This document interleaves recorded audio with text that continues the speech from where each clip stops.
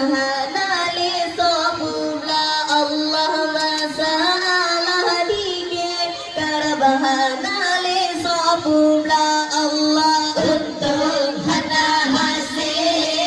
paye bola mahnya kata masalah dike kar bahana le sobula Allah masalah dike kar bahana le sobula